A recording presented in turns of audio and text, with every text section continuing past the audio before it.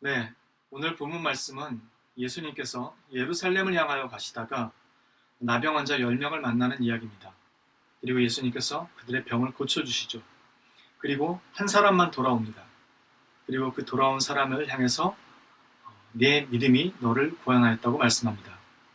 이 돌아온 사람을 예수님께서 이 이방인 외에는 돌아온 사람이 없느냐라는 말씀을 하시는 것을 통해서 돌아오지 않은 나머지 9명은 유대인이었음을 짐작해 볼 수 있습니다. 그런데 여기서 한 가지 조금 의아한 부분이 시간과 공간적으로 우리가 지난주까지 살펴봤던 말씀과 좀 다릅니다. 그런데 이것이 왜 의아한가? 그것은 예수님께서 성경을 통해서 볼 때 공생의 기간 동안 예루살렘을 3번 정도 왕복하신 것으로 보이는데 9장 51절부터는 마지막으로 예루살렘을 향하여 십자가를 지기 위해 굳게 마음을 다지시고 출발하는 내용이 시작이 됩니다.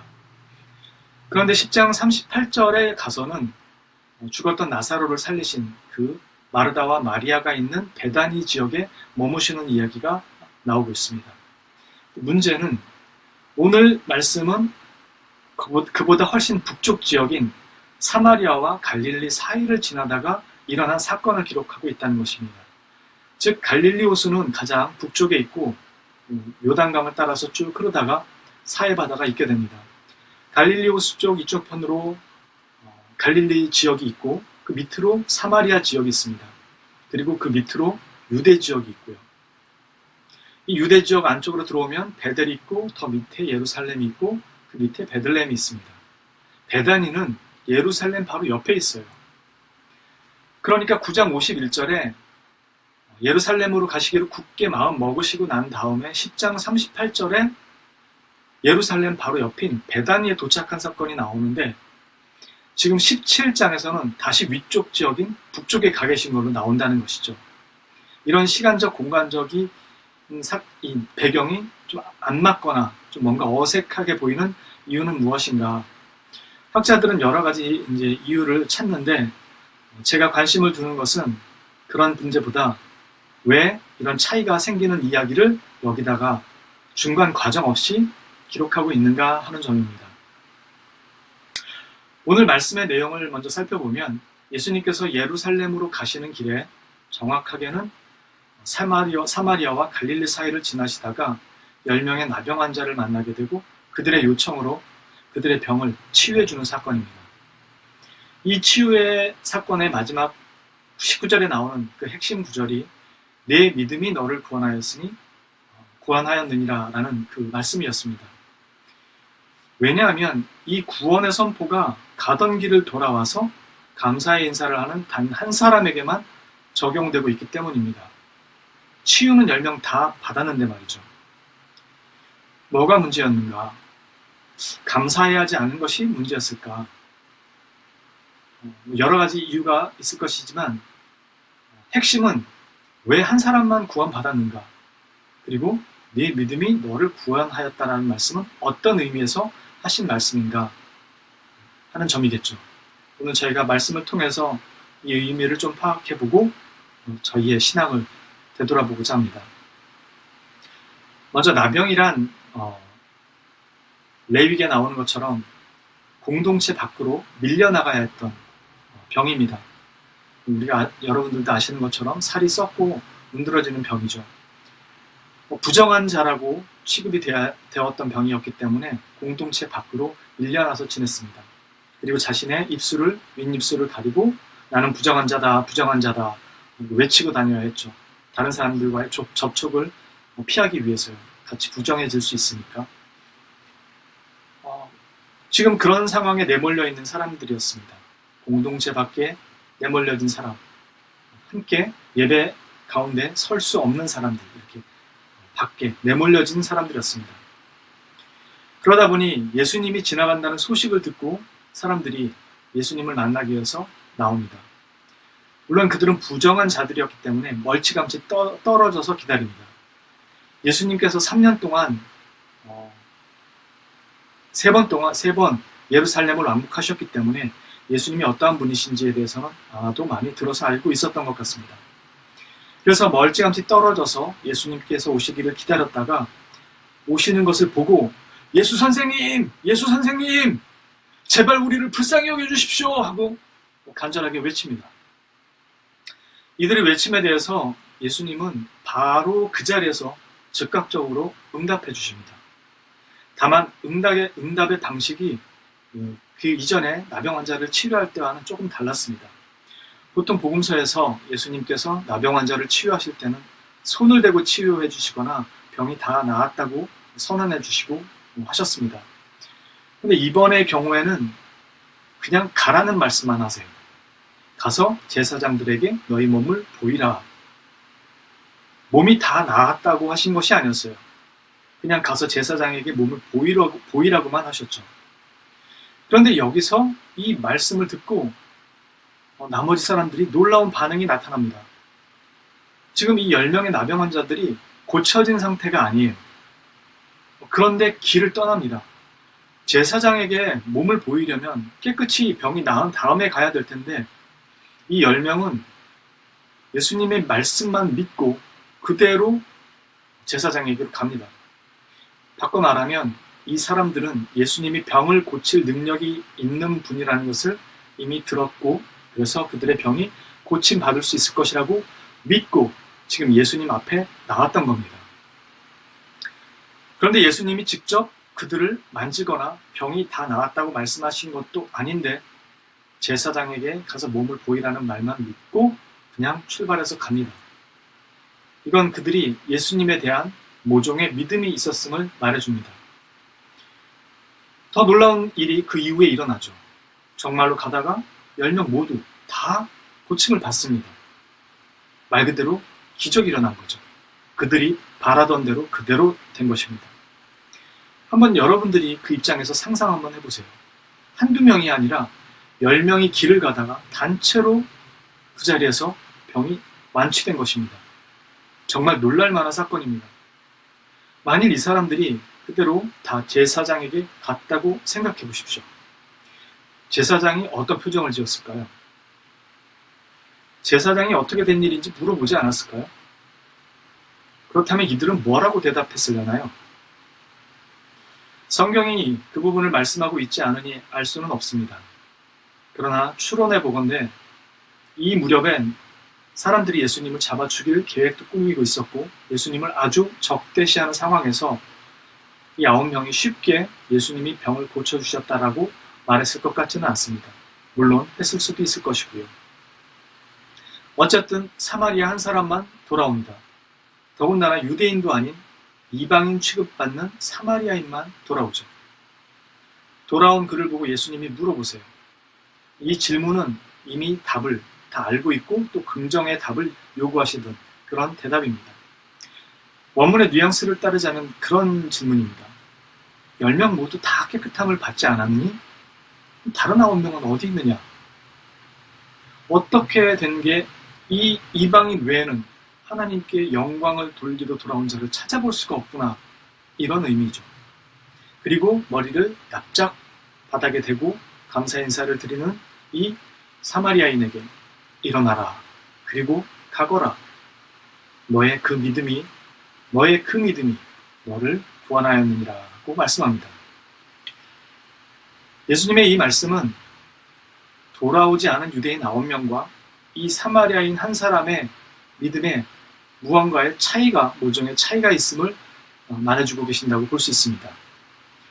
만일 구원인 내 믿음이 너를 구원하였느니라는 이 구원이라는 말씀이 단지 병 고침에 관한 것이었다면 모두가 고침을 받은 상황이었기 때문에 내 믿음이, 너의 그 믿음이 너를 구원하였느니라고 이 한 사람에게만 그 말씀을 하실 이유는 없습니다. 이 한 사람에게만 그 구원의 선포를 하실 이유가 없다는 거죠. 나머지 9명도 다 고침을 받았으니까요. 이 구원이 병 고침에 관한 것이었다면 말이죠. 그런데 주님은 이 사람에게 너의 그 믿음이 너를 구원하였느니라고 분명히 그들과 차별된 그 선포를 하십니다. 이것은 그 믿음이 병 고침에 관한 것이 아니었음을 잘 말해줍니다. 즉 그들이 가진 믿음과 이 한 사람이 가진 믿음이 달랐다는 것이죠. 성경이 이 9명의 유대인들이 돌아간 이후에 어떻게 반응했는지 특별히 언급하고 있지 않아서 알 수는 없지만 한 가지 분명한 것은 그들 중에 어느 누구도 예수님께 돌아오지 않았다는 것입니다. 그들 모두 치유를 받았고 깨끗함을 입었는데 돌아온 사람은 이 사마리아인 이방인 한 명이었습니다.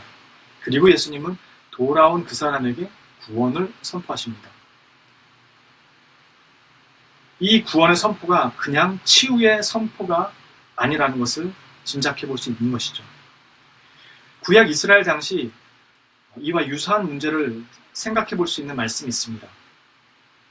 열왕기하 5장에 보면 나아만 장군이 엘리사를 찾아가서 나병을 치료받는 이야기가 나오죠. 그런데 예수님께서 누가복음 4장에서 공생애를 시작하실 때 누가복음 4장에서 이에 대해 언급하시는 부분이 있습니다. 누가복음 4장에서 예수님께서 광야에서 마귀에게 시험을 받고 돌아오셔서 회당에서 복음을 가르치시고 선포하시는 일을 시작하십니다. 그때 회당에서 선지자의 글을 읽는데 이사야 선지자의 글을 찾아서 읽으십니다. 그 내용이 누가복음 4장 18절 이하인데 주의 성령이 내게 임하셨으니 이는 가난한 자에게 복음을 전하게 하시려고 내게 기름을 부으시고 나를 보내사 포로된 자에게 자유를 눈먼 자에게 다시 보게 함을 전파하며 눌린 자를 자유롭게 하고 주의 은혜의 해를 전파하게 하려 하심이라 하였더라. 그리고 나서 예수님께서 그 유대인들에게 이 말씀이 너희에게 응했다라고 말씀하시죠. 성취가 되었다. 그러자 사람들이 이상하게 생각합니다. 어느 정도로 이상하게 생각했냐면 쟤 약 먹었냐? 쟤 요셉의 아들 아니야? 우리가 지 출생의 내역을 다 알고 있는데 지금 무슨 소리 하는 거야? 그러면서 미친 사람, 이상한 사람 취급합니다. 그때 예수님이 그들에게 말씀하시기를 선지자가 고향에서 환영을 받는 자가 없다. 엘리야 시대에 3년 6개월 가뭄이 있어 큰 흉년이 들었을 때 이스라엘에 많은 과부가 있었어도 오직 이방 땅이었던 시돈에 있는 사렙다 과부 한 사람에게만 엘리야가 보냄을 받았었다. 그리고 엘리사 때에도 이스라엘에 많은 나병 환자가 있었지만 그 중에 한 사람도 깨끗함을 받지 못했고 오직 이방인 수리아 사람 나아만만 고침을 받았다. 깨끗함을 받았다. 이렇게 얘기하십니다. 이 누가복음 4장에서 예수님께서 말씀하고 있는 것은 이스라엘이 하나님의 메시아를 불신하고 거부하는 내용을 드러내신 것입니다. 엘리야와 엘리사 때도 너희들이 여호와의 은혜를 불신하고 불순종했던 것처럼 지금도 너희가 너희 하나님 여호와의 은혜와 긍휼히 여기심을 불신하고 너희의 열심히 하나님의 은혜를 대신하려고 하고 하나님의 메시아를 거부하고 있다는 것을 말씀하시면서 이 이야기들을 하신 것입니다. 오직 이방인 수리아 한 사람만 나와서 고침을 받고 여호와만이 참신이시라는 신앙을 고백하고 돌아가게 되죠. 오늘 본문 역시 이방인으로 취급받는 사마리아인 한 사람만 돌아옵니다. 그리고 하나님께 영광을 돌리며 돌아와서 그분 발 앞에 엎드려 절하죠. 그때 예수님께서 너희의 그 믿음이 너를 구원하였느니라 라고 말씀하시는 것입니다. 이것은 이적 치유에 관한 믿음이 아니라 그 이적이 증거하고 있는 하나님의 메시아에 관한 믿음을 말하고 있는 것입니다. 이것이 돌아오지 않은 9명이 가지고 있던 믿음과 본질적으로 다른 믿음의 차이라고 얘기할 수 있습니다. 15절에 이 사마리아인은 그가 나은 것을 보고 큰 소리로 하나님께 영광을 돌리며 돌아왔다고 합니다. 그런데 고침을 받은 것은 이 사람 혼자가 아니라 나머지 9명도 다 똑같이 고침을 받았습니다. 그런데 이 9명은 보지 못한 것이 있었던 거죠. 이 사마리아인은 단지 육안으로 그의 치유를 본 것이 아니라 그가 영적으로도 깨어서 볼 수 있게 된 것입니다. 그가 자신의 치유를 보고 돌아왔다고 하는데 여기서 돌아왔다는 말은 회심하다는, 회개하다는 헬라어 단어 같은 동의어를 쓰고 있습니다. 즉 단지 동의어라는 이유만으로 이 말씀을 드리는 것이 아니고요. 그가 자신의 치유를 보고 그리고 하나님께 영광을 돌리며 돌아왔다는 말 자체 그 속에 함의하고 있는 것이 그가 영적 각성을 통해서 예수 그리스도를 볼 수 있게 되었음을 의미한다는 것입니다. 그래서 영적으로 깨어 스스로 돌이켜 예수 그리스도께로 나온 것이죠. 다른 이들은 병고침 받은 것은 볼 수 있었을지 몰라도 예수님을 메시아로 볼 수 없었기에 그대로 계속 제사장에게로 돌아간 것입니다. 이 사마리아인은 이미 사마리아에 있던 성전이 예수님 오시기 전에 약 120여 년 전에 파괴돼서 예루살렘으로도 갈 수 없었고 유대 제사장에게로도 갈 수 없던 처지였습니다. 유대인과 사마리아인은 상종조차도 하지 않았고 또 사마리아인을 유대인들이 매우 멸시했기 때문이죠. 그나마 지금은 나병에 걸려서 같이 공동체 안에 있을 수 없게 돼 각자의 공동체에서 밀려나와 있었기에 서로 함께 있었을 뿐이었던 것이죠. 어쩌면 예수님께서 가서 제사장에게 몸을 보이라고 하신 후에 유대 나병 환자들을 고쳐주셨을 때 모세가 명한 예물을 드려 병 나았음을 고침 깨끗해졌음을 증거하라 라고 하신 말씀을 하지 않은 것이 이 사마리아인에게는 갈 곳이 없고 그가 찾아가야 할 곳, 유일한 성전이 참 성전 되시는 예수 그리스도 자신이었기 때문에 그렇게 이 말씀을 안 하시고 그저 가서 제사장에게 몸을 보이라라고 말씀하신 것은 아닌가 생각되기도 합니다. 그리고 그는 정말로 참 성전 되시는 예수님께 돌아와서 나병만이 아니라 그의 부정이 씻기고 정결하게 되었음을 그분을 통해 직접 죄사함의 선포와 구원을 듣게 되는 것입니다. 요한복음 4장에서 사마리아 여인과 예수님께서 대화하시는 이야기가 나오죠. 그때 이 여인이 우리 조상들은 이 산에서 예배하였는데 당신들의 말은 예배할 곳이 예루살렘에 있다 하더이다 하고 예수님께 묻죠. 그러자 예수님께서 이르시되 여자여 내 말을 믿으라. 이 산에서도 말고 예루살렘에서도 말고 너희가 아버지께 예배할 때가 이르리라 하시죠. 그것은 사람의 손으로 지은 성전이 아닌 예수 그리스도께서 참 성전이 되시고 예수 그리스도 앞으로 나와 예수 그리스도를 통해 하나님께 나아갈 수 있게 되기 때문이죠. 이 나병 환자가 모든 것을 다 알고 나온 것은 아니지만 적어도 예수 그리스도를 통해 하나님의 영광이 드러나고 그들을 향한 긍휼과 은혜를 베푸시는 죄사함의 은혜를 선포하는 그분이신 것을 분명히 보고 알게 된 것이죠. 그래서 그들의 부정을 씻기신 분이라는 것을 알고 지금 예수님께 나온 것입니다. 그리고 그는 더 이상 부정한 자가 아닌 정결한 자가 되어 돌아가는 거죠. 반면에 유대인 9명은 예수님이 아닌 모세의 율법을 따라 그들의 정결함을 확인받습니다.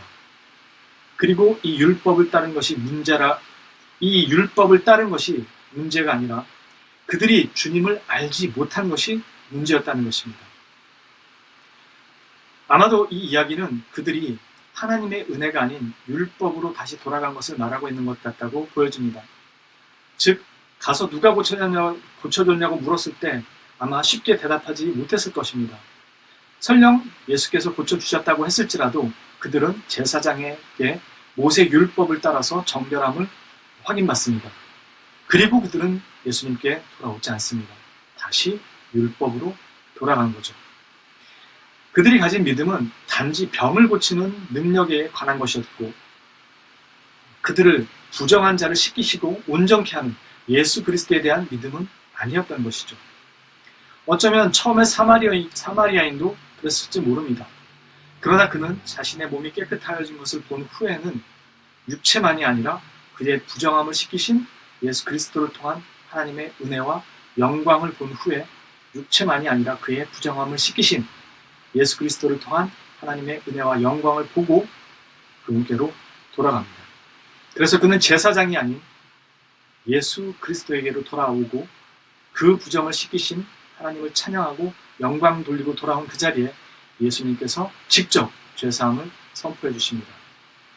분명 예수님은 그들에게 가서 제사장에게 몸을 보이라고 말씀하셨지만 한편으로 돌아온 이 사마리아인이 혼자 왔을 때 다른 사람들은 왜 볼 수 없느냐라고 말씀하시죠.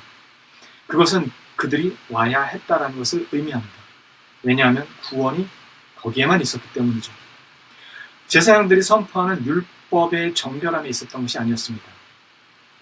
아마도 9명은 예수님이 고쳐주었다는 말을 안 했을지 모릅니다. 설령 했더라도 그들은 돌아와야 하는 것이었죠. 율법으로 돌아가는 것이 아니라요.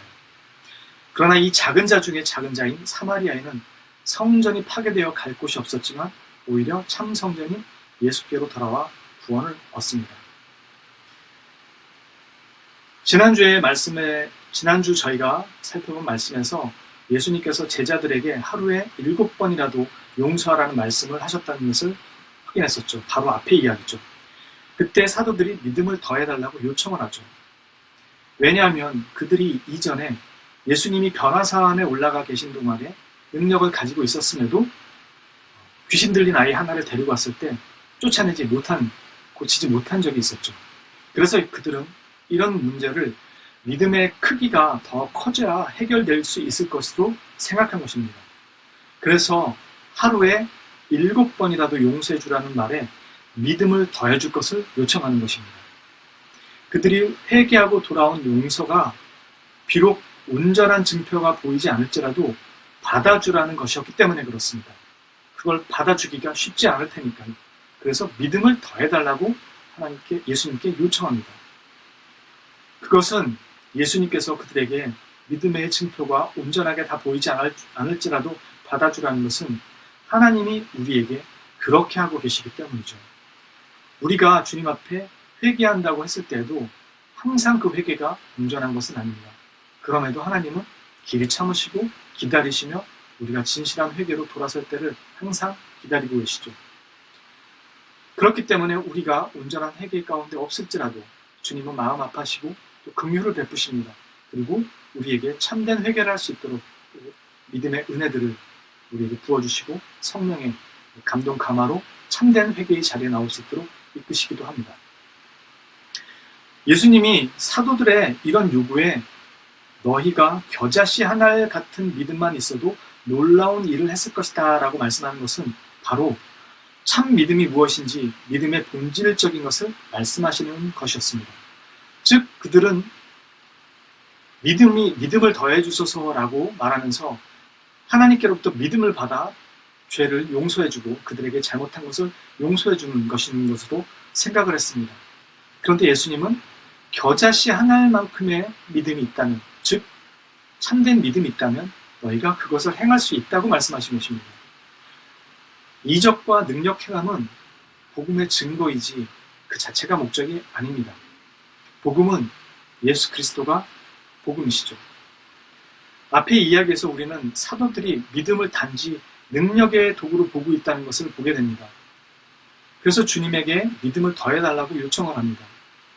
바로 이 사도들은 이 9명과 같은, 돌아오지 않은 9명과 같은 생각을 가진 자들인 것이고, 겨자씨 하나 같은 믿음이란 바로 이 사마리아인이 가지고 보여준 믿음인 것이죠. 작은 자들이 죄를 범하는 것에 대해서 책망하고 회개하거든 무한한 용서를 베풀라는 것을 하나님께로부터 받은 능력으로 행하는 것으로 이해한 것입니다. 이 사도들은. 그러나 그것은 믿음의 본질을 가진 자들이 마땅히 베풀어야 하는 것이고 실행해야 하는 것이고 그것은 능력을 가지고 용서를 하는 문제가 아니라는 것이 주님의 말씀이었습니다. 왜냐하면 우리가 하나님께 그렇게 용서받았고 또 받고 있고 앞으로도 그 은혜로 용서를 받을 것이기 때문입니다. 이 말을 풀어 말하자면 참 믿음을 가진 자의 삶 가운데서 하루라는 매일의 신앙의 자리에서 7번이라는 무한한 반복의 그 용서의 시간들을 겪어가면서 믿음의 대상이신 하나님의 은혜와 사랑을 내가 먼저 알고 경험하고 그러므로 그 신앙의 내용과 대상에 대해서 알아가고 채워가라는 것입니다. 그냥 능력이라는 믿음을 도구로 받아서 용서를 하는 것이 아니라는 것이죠. 참된 믿음은 겨자씨 하나 같은 믿음일지라도 충분하다고 하신 것이고 그것은 오늘 하루라는 신앙의 현장을 배제한 채 하늘에 기도하고 금식 같은 방편을 통해서 위로부터 뚝 떨어진 그 믿음의 능력을 가지고 행하는 것이 아니라는 것입니다. 신앙을 뭔가 대단한 능력의 행함으로 이해한다면 사도들 너희도 특권의식에 빠진 바리새인과 하등 다를 바 없다는 것입니다. 하나님이 우리에게 주신 믿음은 하루라는 일상 속에서 7번이라는 반복되는 그 삶의 자리에서 용서와 일상을 살아가면서 하나님의 은혜와 긍휼을 배우고 믿음의 성숙을 키워가고 내용들을 채워가면서 가는 것이지 위에서 뚝 떨어지는 능력을 도구로 그것을 행하는 것이 아니라고 말씀합니다. 예수님께서 부활 승천하시면서 사도들에게 하셨던 말씀은 오직 성령이 너희에게 임하시면 너희가 권능을 받고라고 말씀합니다. 믿음을 받고가 아니고요. 우리는 이것마저도 믿음을 능력적 개념으로 이해해서 받아서 행한다고 생각하는 경우가 많습니다. 믿음의 본질은 주 예수 그리스도입니다. 이런 이적들과 기적은, 이런 치유의 역사들은 복음을 증거하는 것이지 그 자체를 신앙의 목적을 하고 있지 않다는 것입니다.